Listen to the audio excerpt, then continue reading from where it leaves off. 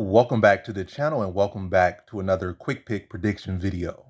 In this video, I'll be predicting the middleweight bout between Cody Brundage versus Rodolfo Vieira. And how I feel about this one is I'm going low confidence Rodolfo Vieira. Definitely the odds should be a lot closer, but hopefully they'll shift to closer odds by the time of the fight or before the fight or tomorrow, hopefully, or the day, whatever. They need to shift. They need to shift. But does that say I'm going to throw any money on Cody Brundage? Nah, I'm not. I am not. Maybe I might throw some money on second round or something. But yeah, as far as this one, I'm leaning Rodolfo Vieira for a couple reasons. I feel like Vieira, both guys have grappling backgrounds, and Vieira's background is more decorated. Both guys are kind of limited in a way, but you kind of come down to maybe Brundage going with Vieira and tiring Vieira out and finish him like that. It's kind of a hard sell when you really look at it. In actuality, Vieira had looked better later than Brundage. Brundage is like, when you look at most of his wins in the UFC, I think all them like first round, he got losing first round or wins in the first round, and maybe like one fight went to the second round, he lost in that fight. But yeah, this is going on top of me. I just looked at it recently, but I ain't gonna say that. But I definitely know a lot of saw ones all down the board for him. And we have seen him just get knocked out in the first round in his last fight. Or was it first or second round? But I don't know. But he got knocked out for sure in his last fight.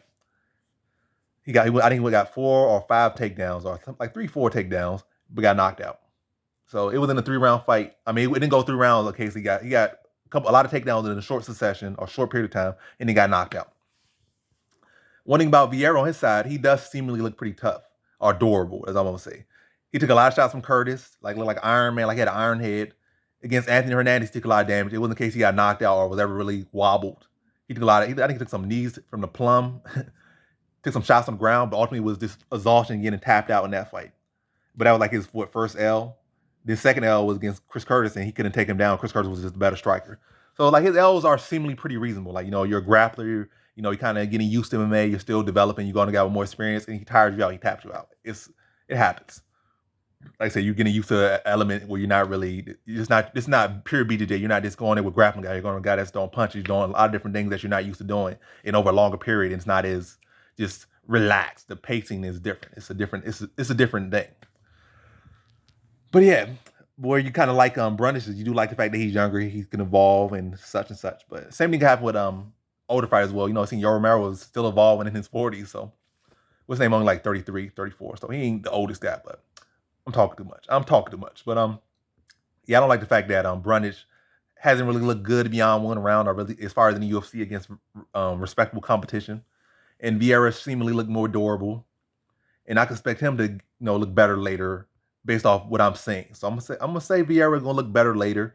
First round probably be a little bit competitive. Both guys gonna be strong, but I feel like Brundage gonna be wearing a little bit more. I feel like Vieira so far has shown that he's a pretty durable guy. It's not like Brundage such a technical striker or notably such a heavy-handed fighter. He knocked Gore out pretty good, but he hasn't shown like to consistently be like, oh, every time Brundage hits you, like he hits so heavy. Like it's a one occurrence. It's not a consistent occurrence. Like, oh, this guy, he definitely hits hard. He's definitely this. He's definitely that. Like one occurrence.